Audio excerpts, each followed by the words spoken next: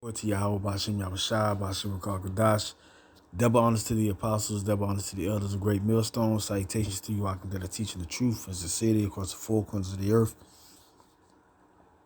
In this lesson, I'm going into the standard that the Most High is going to have set up for us against Esau plans. And this video right here that I have, it says the terrifying $1.2 trillion plan that could kill 90% of humanity. And then, through the Spirit, the Lord is going to let that happen. The Lord is going to let Esau use those missiles. Why? Because it's amendment for the Lord to reap indignation upon the people that's on the earth, especially in Babylon the Great. It's all according to the Lord's plan, but the Lord is going to save a remnant out of it. And a lot of other people is going to be saved out of it too, especially the elite banking family. But at the same time, they're going to be put into slavery, and everybody else that's like rebels or whatnot, that's not of the elite status, but have survived the nuclear capability. The nuclear bomb destruction. They're going to be put in submission under the elect of the Heavenly Father that's going to come back on the earth after the destruction is clear. So I'm going to go ahead and get into Isaiah chapter 54, verse 17. No weapon that is formed against thee shall prosper. Yeah, because the Most High created this. The Most High already sanctioned from the beginning the elect will be saved. And the Lord already has it set in stone in Ezekiel chapter 38 that 2/3 are going to be destroyed. By the missiles. Why? Because the Most High already sanctioned it, like it says in Zechariah chapter 13, verse 9. In Revelation chapter 18, how the Lord said the musicians and those who was servants to the beast, which took the mark and whatnot, they're going to be destroyed, like it says in Revelation chapter 14. If you join hand in hand with this beast, which is EU and NATO, which is Esau, because Esau has the rulership right now. And Esau, like I said, is not just one man, it's a nation. And the Most High gave him that power to rule the earth for a time, but the Lord is bringing them down quicker than lightning, like it says in Isaiah chapter 14. And every tongue that shall rise against thee in judgment, thou shalt condemn.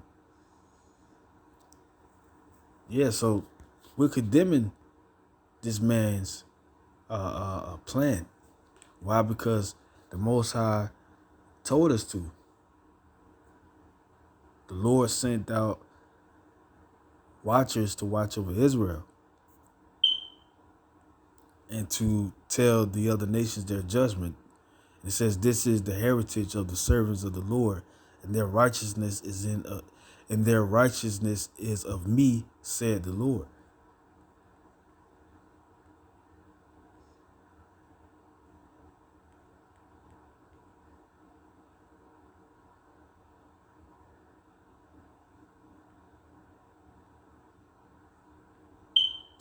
Revelation chapter 19, verse 10.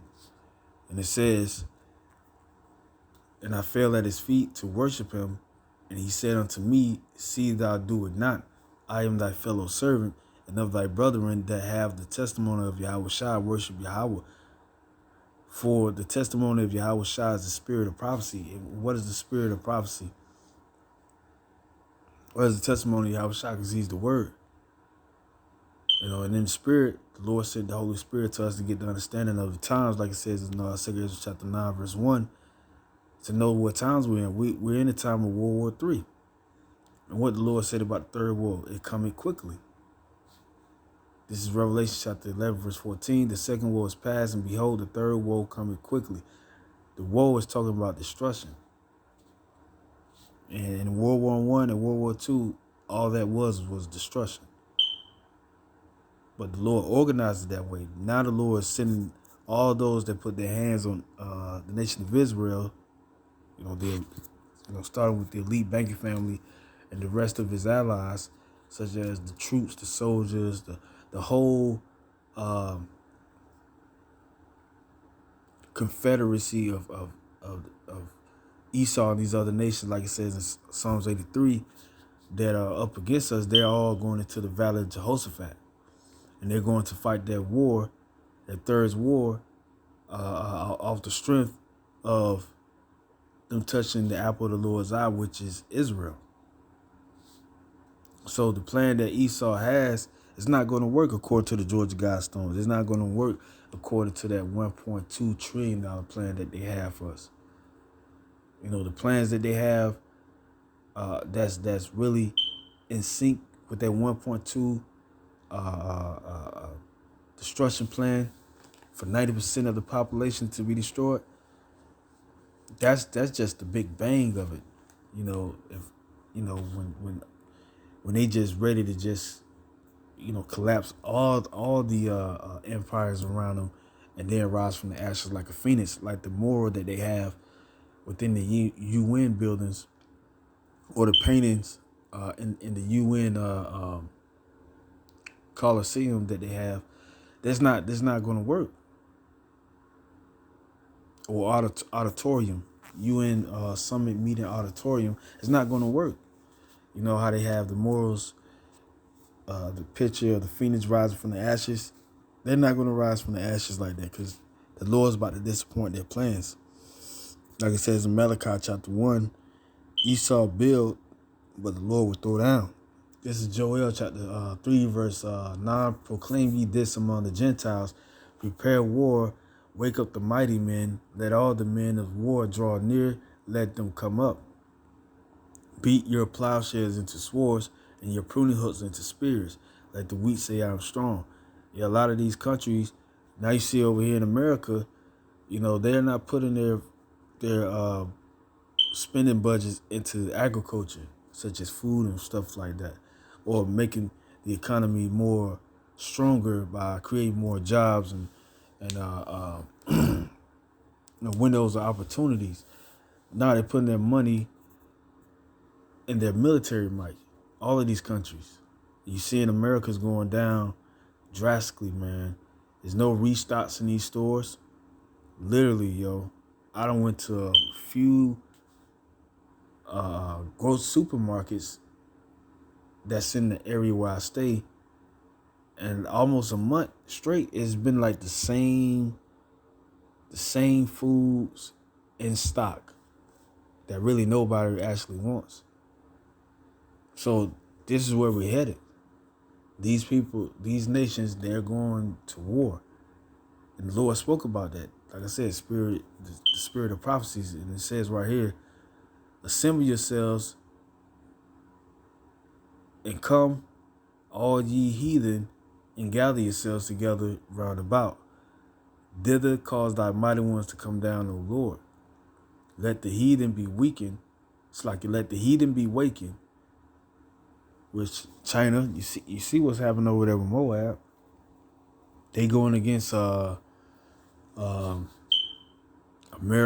by joining with Russia, and they want to change the backing of their currency and make it a world reserve currency. And all the other nations that are allies with Moab and Edomite Russians over there, they are in agreement. And they ready for America to fall. It says, let the heathen be wakened and come up to the valley of Jehoshaphat, for there will I sit to judge all the heathen round about. Put ye in the sickle, for the harvest is ripe. Come get you down, for the press is full, the fats overflow. for their wickedness is great. Yeah. Especially Esau, man, with this pandemic. Cause that's all it is. It's part of their plans, man. Plans to bring in their new world order. But it's not going to work. This is Job chapter 20, verse 4. And it says, knowest thou not this of old, since man was placed upon earth, that the triumphing of the wicked is short, and the joy of the hypocrite but for a moment? Yeah, because Esau thinks he's gonna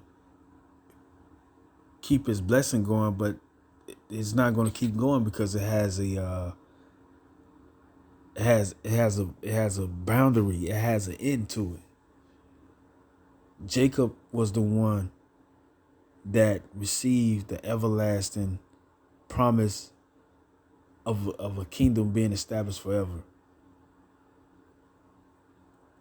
And Yahweh Shah made sure that when he came on the scene and he died for the hopeful elect, which all Israel is going to come back through the elect, those that wasn't chosen in the book of life to be saved on this side. Going down, it says Job chapter 20, verse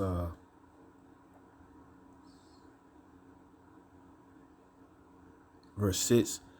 Though his excellencies mount up to the heavens, and his head reach unto the clouds, yet he shall perish forever like his own dung. They which have seen him shall say, where is he? Yeah. You know, he got his space station in heaven. You know, the first heaven, which is earth. You know, the sky. Then he has his military branches.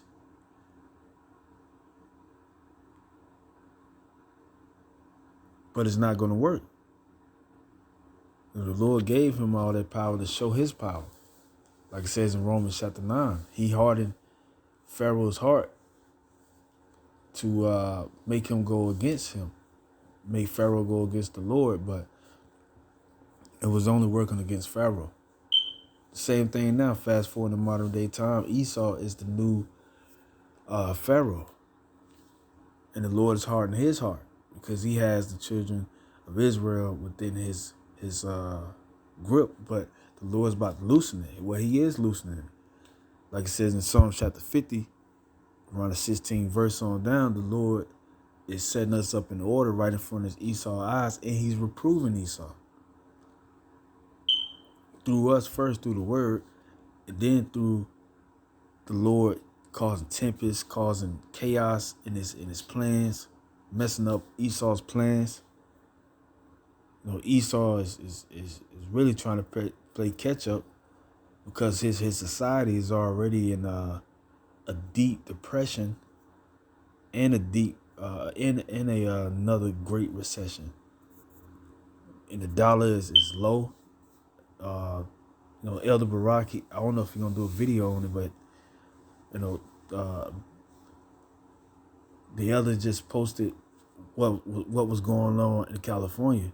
You know, Elder Barak sent it to our elder of GMS Atlanta, Elder Tazwan, and he forwarded to the chat about the gas prices. The gas prices in California now are $6. The brother's been speaking about that. It goes to show you that the Lord is tearing Esau down, man. Yet he should perish forever like his own dung. They which have seen him shall say, where is he? Yeah. Esau ain't gonna be that cat no more. He ain't gonna be the man with the juice no more. It's gonna be Jake. He should fly away as a dream and should not be found. Yea, he should be chased away as a vision of the night. The eye also which saw him shall see him no more, neither shall his place anymore behold him. Yeah, he's not going to be on that throne no more. His face is not going to be on the currency. You're not going to see Andrew Jackson being exchanged for goods no more. Why? Because the Lord had chased him out of his place, or threw him out of that place. Isaiah chapter 47. Come sit down in the dust. That dust is confusion. O daughter of the Chaldeans, for there is no throne. Why? Because Esau uses sorceries just like the ancient Chaldeans, Babylonians. He used sorceries, witchcraft. He do all the works of the heathens. But the Lord gassed him up, just like he did Pharaoh. Like I said, going back to Romans chapter 9, how he hardened Pharaoh's heart. He's doing the same thing with Esau, bigging him up, thinking that he's going to rule forever. And he got all the tools and stuff like that to do it. But all of those is just tools for Esau to dig his own grave. His New World Order plans, his military might, his destruction upon the world and the Lord's people. All this Esau has to pay for, man. The Lord has Esau, the basis of men, in the trick bag.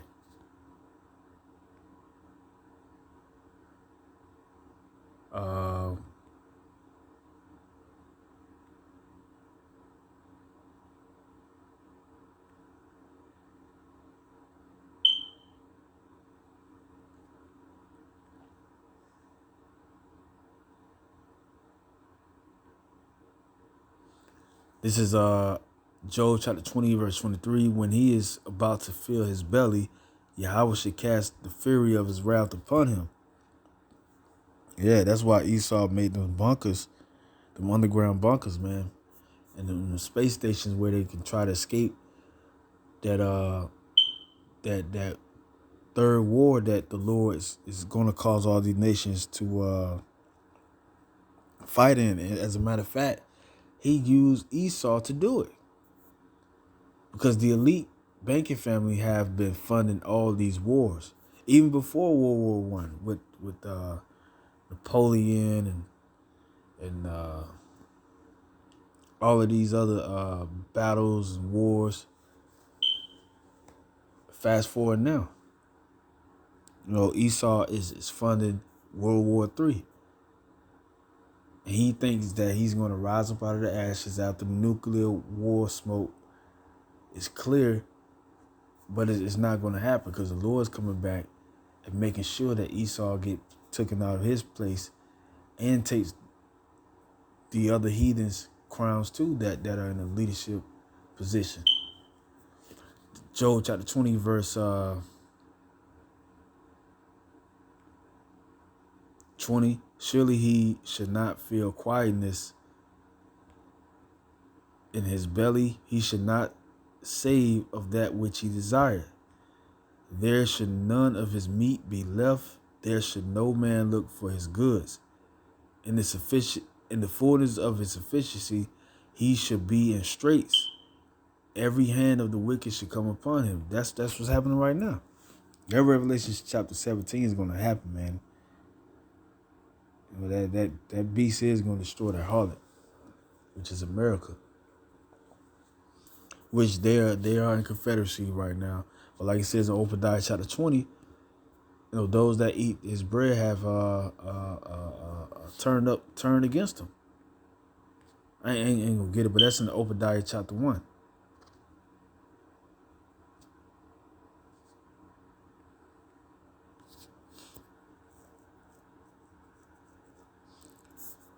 Reading down, it says, verse 23, when he is about to fill his belly, Yahweh should cast the fury of his wrath upon him and should rain it upon him while he is eating. Yeah, Esau funded the war. He got all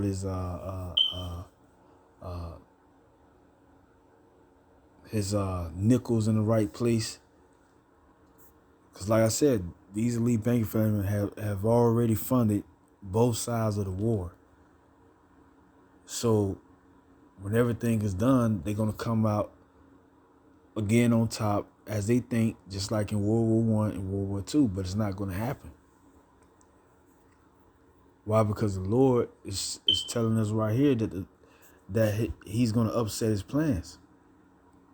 And him eating is him, fulfilling his new world order. Verse 24, he should flee from the iron weapon, and the bow of steel should strike him through. Yeah, Esau is going to escape from this nuclear war weapon, but he's not going to escape the Lord because, like it says in Jeremiah chapter 16, verse 16, the Lord is going to send out many hunters, and we're going to hunt through every mountain. We're going to hunt through every kingdom. We're going to hunt through every bunker. We're going to cleanse the earth. And it says right here, it is drawn and cometh out of the body, yea, the glittering sword cometh out of his gall. Terrors are upon him. All darkness shall be hid in his secret places. A fire not blown shall consume him. It shall go ill with him that is left in his tabernacle. Yeah, Esau, the rest of you peons of the Edomite nation, you're going to be destroyed in nuclear fire. And you elite banking families that's of the Edomite nations, the heads, Amalek, you're going to be put into slavery. And you're going to serve 1,000 years in the kingdom of heaven, building up our kingdom. You're going to die and come back, die and come back, die and come back, die and come back. How you like to put sentence on Jake to where if your kingdom was to be still standing with those type of years that you give Jake to serve in prison, Jake would have to come back many times and serve their life sentence. But you actually going to do that. Because once Jake die in this life, that's it. Just like the story how Shah said about the poor man, Lazarus, and the rich man. And Abraham told the rich man when he died that he cannot have him come on the side where him and Lazarus dwelt, which was peace and paradise, because he already enjoyed his time in another life, and he didn't give a damn about Lazarus, which is not in the general sense, because only Israel is going to enjoy the kingdom of heaven. The other nations, and especially Esau, you're not going to enjoy the kingdom of heaven. Why? Because you're not promised the covenant like Abraham, Isaac, and Jacob, and the 12 tribes of Israel. You're not a part of the covenant. So you're going to suffer, regardless if you do good to Israel or not.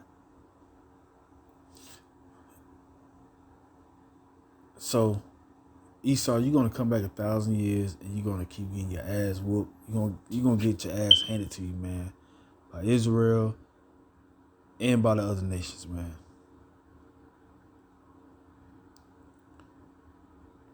The heavens shall reveal his iniquity, and the earth shall rise up against him. Everything is coming against you, Esau. The increase of his house shall depart, and his goods shall flow away in the day of his wrath. This is the portion of a wicked man from Yahweh, and the heritage appointed unto him by Yahweh. So that plan, Esau, is not going to work, man. It's not going to work. So with that, I'm going to give all praise and honor, glory to Yahweh Bashem Rashad, Quorum the elect, Shalom.